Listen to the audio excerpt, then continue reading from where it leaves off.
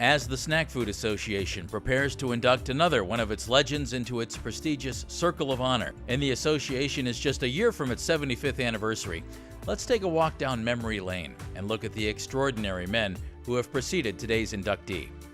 Obviously, there have been many who have made lasting contributions to the success of the industry, including entrepreneurs who started and nourished companies that would eventually become today's great snack food names, suppliers who have pressed the state-of-the-art in developing the machines and materials that have automated the production and packaging process, and still others who have made contributions in other ways.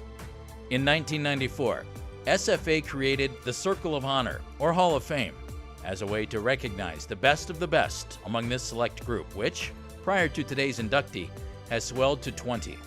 Newcomers to the Circle are inducted every other year at the Snackspo event. The very first inductee was the man whose inspiration created the world's largest snack food company, Frito-Lay. Herman W. Lay of Nashville began his career as a 24-year-old driver delivering potato chips in his Ford Model A. In 1934, he founded the H.W. Lay Distributing Company in Atlanta, and by 1937, he began producing his own line of snack products. The rest is history. In 1961, the H.W. Lay Company merged with the Frito Company, started by Elmer Doolin in the 1930s, to create Frito-Lay. 4 years later, the company merged with Pepsi-Cola to become PepsiCo Incorporated.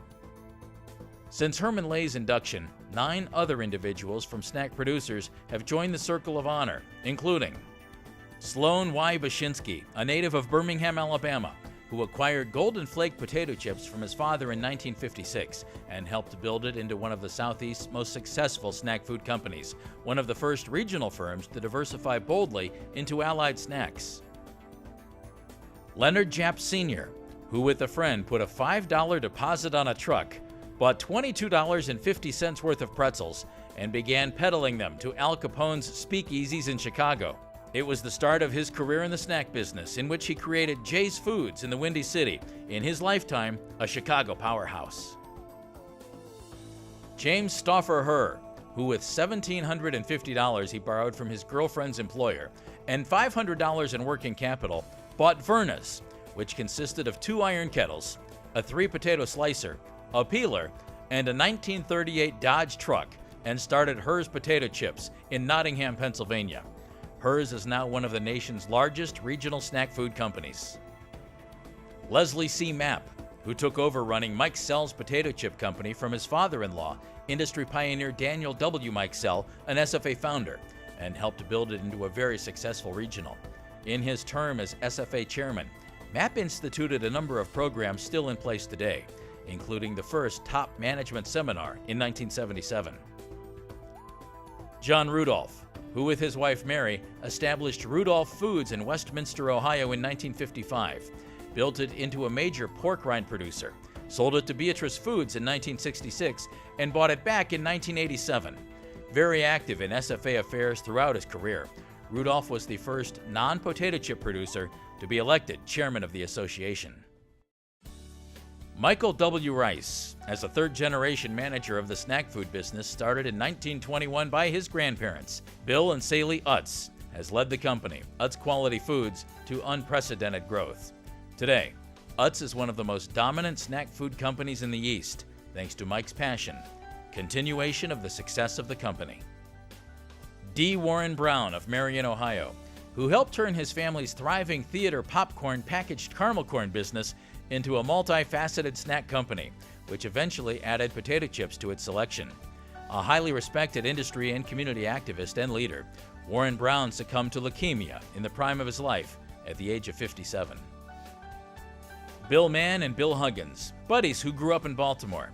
The two pooled their capital to buy one 50-foot oven and started Pretzels Incorporated in a 12,000 square foot warehouse in Bluffton, Indiana. They made their own bags and stamped prices on with little stickers at the kitchen table at night. The major private label pretzel company has been growing ever since. Michael Wareheim, who since 1970 has transformed Snyder's of Hanover from basically a potato chip producer into America's undisputed pretzel leader with a 40% share of the U.S. market.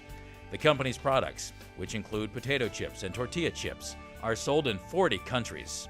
In 2007, Snyder's acquired Jay's Foods of Chicago after a bankruptcy auction and recently merged with Lance.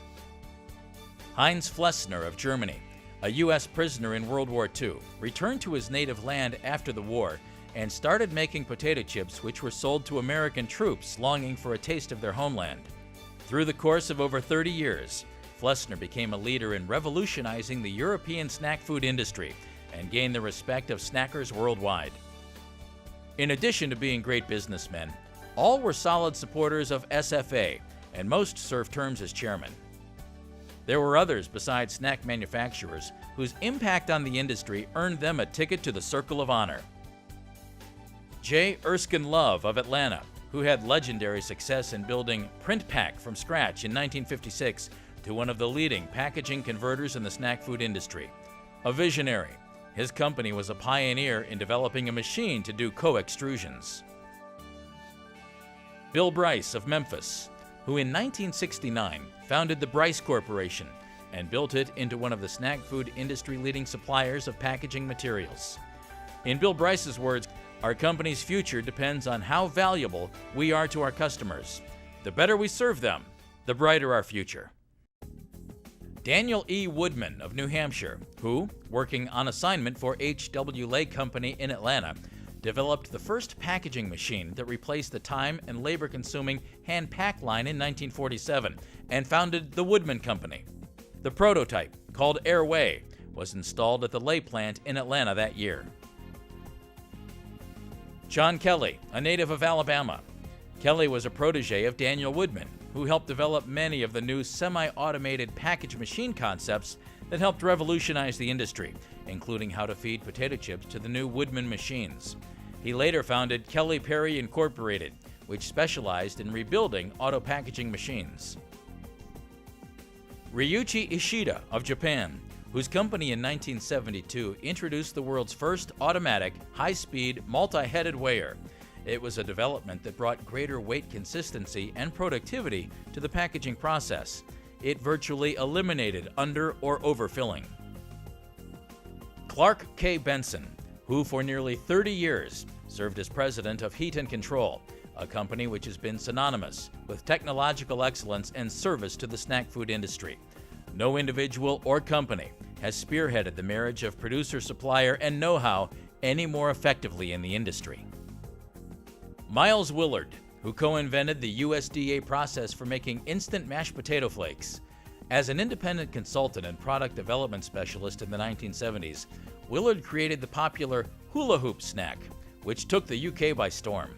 Over a span of 40 years, Willard developed new products for more than 30 companies.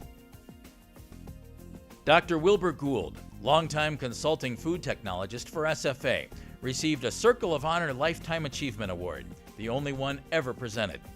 Dr. Gould was the heart and soul of SFA's quality control and research program for over 30 years. He trained hundreds of snack food personnel on how to improve the quality of their products. And finally, we might not be here today had it not been for the foresight of Harvey F. Noss, a one-time journalist and advertising salesman who, as general office and sales manager for his family-owned snack business in Cleveland, persuaded other Ohio chippers to join a loose-knit group called the Ohio Chip Association. In 1937, with Noss as the spearhead, the National Potato Chip Institute, or NPCI, was founded in Cleveland, with the primary goal of educating consumers and retailers about potato chips and developing quality standards for chip manufacturers.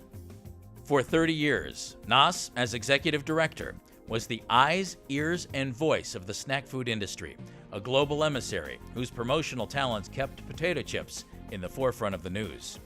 Next year, SFA will celebrate the 75th anniversary of Harvey F. Noss's creation.